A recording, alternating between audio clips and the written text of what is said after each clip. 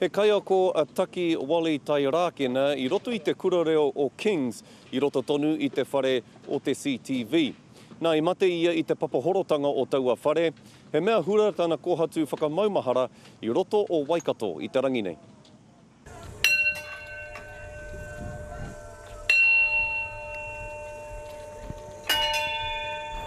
Ko tangi te pere, ko tangi hoki te ngākau o ngā whānau ki roto I te whare tupuna o werewere mo tēnei o ngā rangatira a Wali Tairākena I te haora tonu o te tau kotahi kua hipa ake nei I mate tēnei o ngā rangatira ki roto o tautahi te rū whenua ki roto I te whare o CTV. We're going to have the unveiling right on the time when the CTV building fell.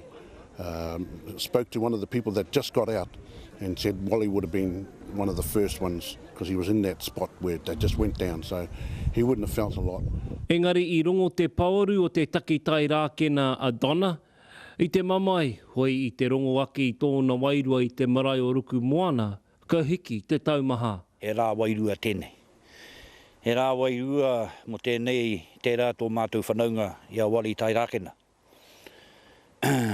Kei ko nei e tanu atu tana whaia, ko tana whaia ko whakāhu, I noho ana I roto I a Ngāti Mahanga mai rāno, engari ko ki te wā I mate ai, ka tai ka tanu atu tana whaia ki ko nei.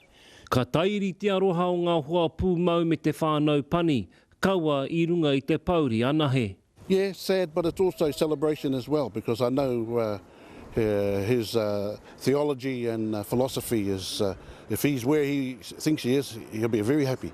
I tere pīpī whakao te whānau pani ki te hura I te kōhatu, kei raro I te tirohanga o Wiremu Tāmihana me te haki o te kingi Māori. Pōtaka maipi, te karere.